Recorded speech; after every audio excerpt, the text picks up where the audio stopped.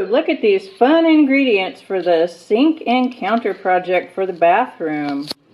What we've got here is some green glow-in-the-dark powder that I got off of Amazon.com, and these are blue glow-in-the-dark pebbles that I got from a concrete contractor. I believe this is called Ice Blue, and I think it comes in about 6 different colors.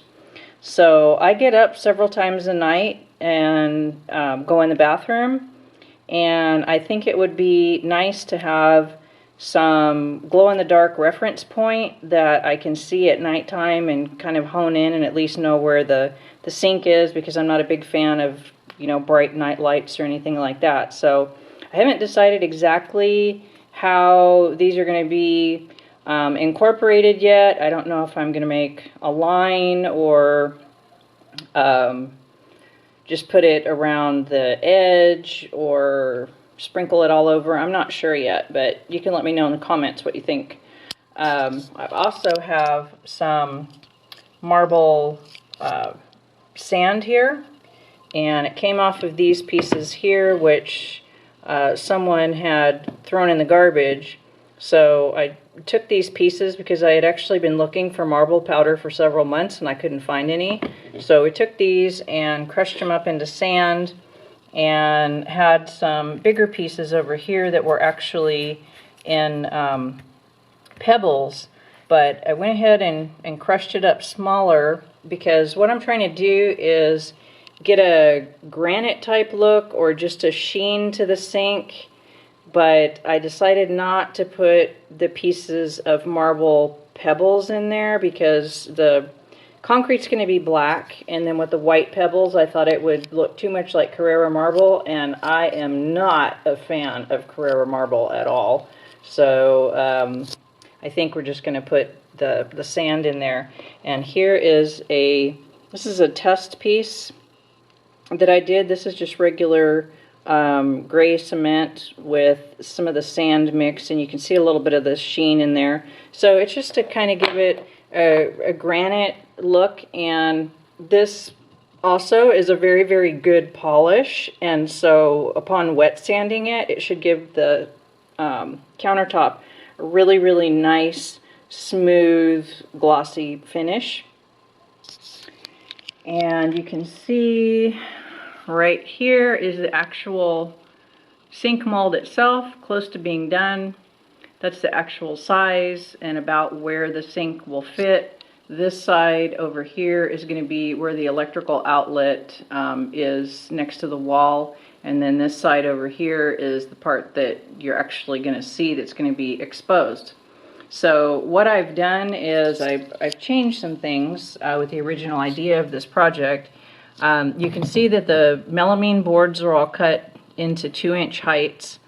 Then I went with 3 inches on the visible sides, because I think it'll look a lot nicer having a 3-inch counter versus a 2-inch counter on the part that you can see.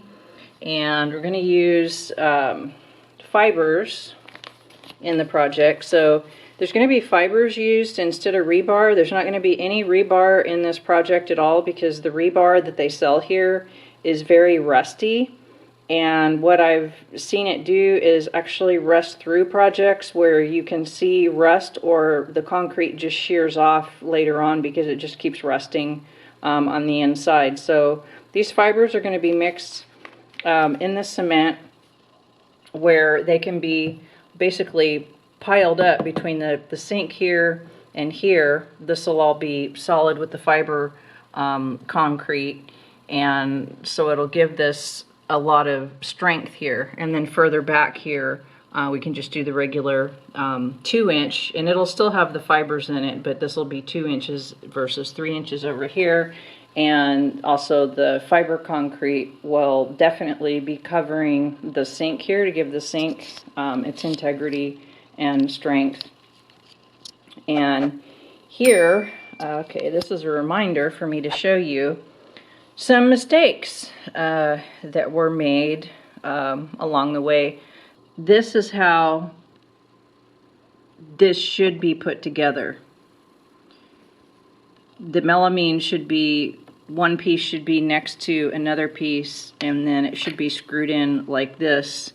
And as you can see, in my opinion, this screw would have been too short because there's no threads at the end of it. So I would have wanted a longer screw than this if I had set up the mold correctly.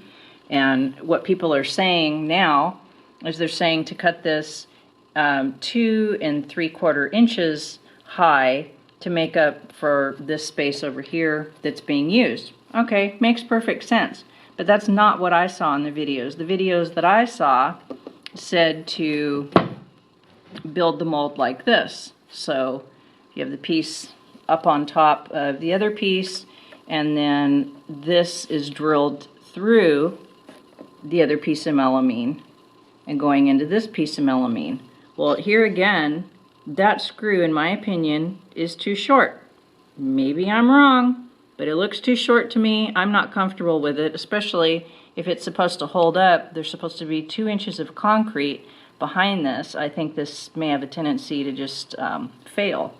But I'm stuck with this the way it is because it took me months and months to even obtain melamine.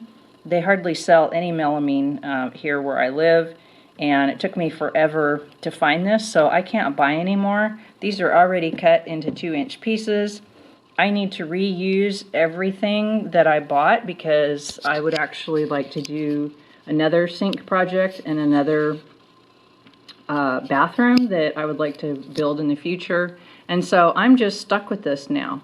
So this is going to have to suffice. I'm going to have to build it like this. I'm going to have to make a hole in my main sheet of melamine, which in hindsight I would not want to do at all. So because I have to reuse this, I'm going to try to block the hole, fill the holes in when I'm done, because I do have to reuse it.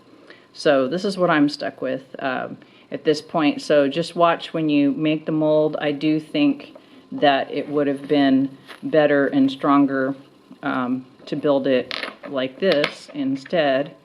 And I may even use some other brackets and things where I put the mold together here. You know, I've got some different brackets with screws, and it's possible to put those on the corners just to make it stronger. So maybe figure out something, especially maybe over here, because I am concerned about these just, you know, failing.